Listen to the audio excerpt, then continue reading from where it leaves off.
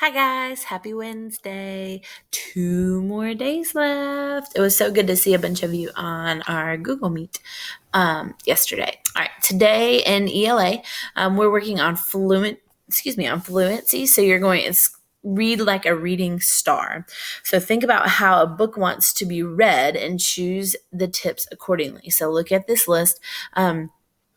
And think about reading fluently. Like if I was going to read, like a Judy B book, I always use that as an example, then I might use the tip of changing your voice to sound like the characters.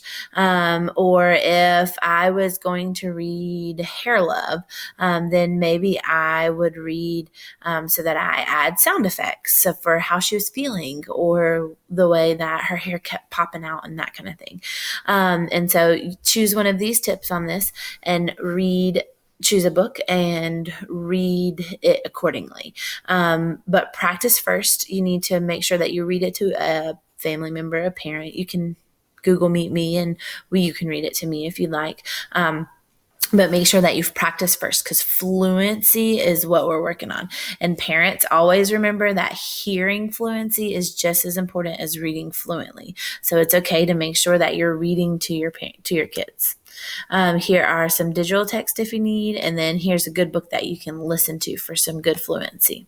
All right, in math today, it's kind of like a game. If we were doing this in class, I would explain it like a game. So it's going to give you an answer, and you are creating an addition problem and a subtraction problem to get that answer.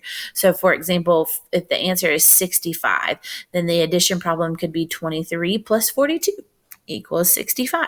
And then the subtraction could be 88 minus 23 equals 65. So it wants you to come up with one addition and one subtraction problem that equal that number. So here you have four numbers. And like the first one is 43. So you're going to come up with two numbers that you can add together and then two different numbers that you can subtract to get to 43.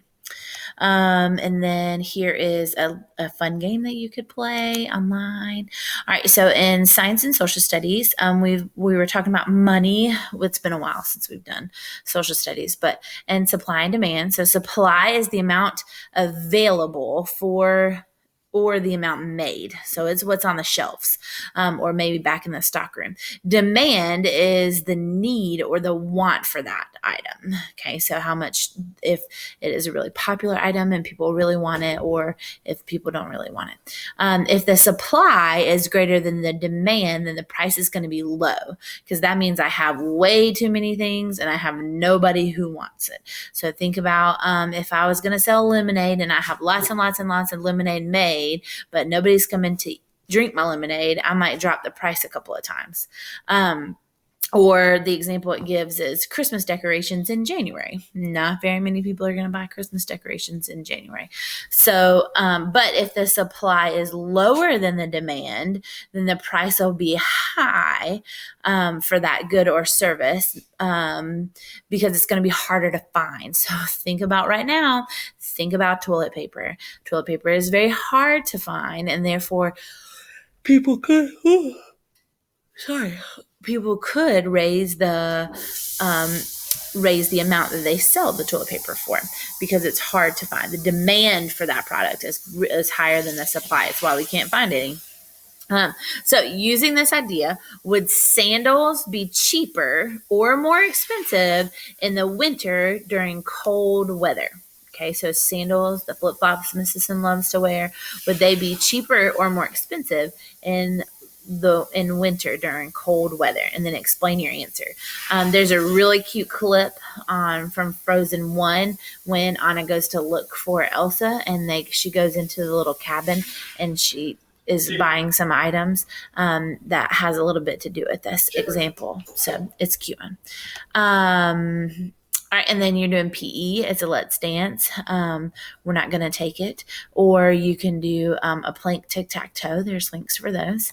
And then today is a rest day for a recess activity. You have one more day after this, so enjoy today. I hope you find the work easy. I think it's pretty easy. Let me know if you need anything.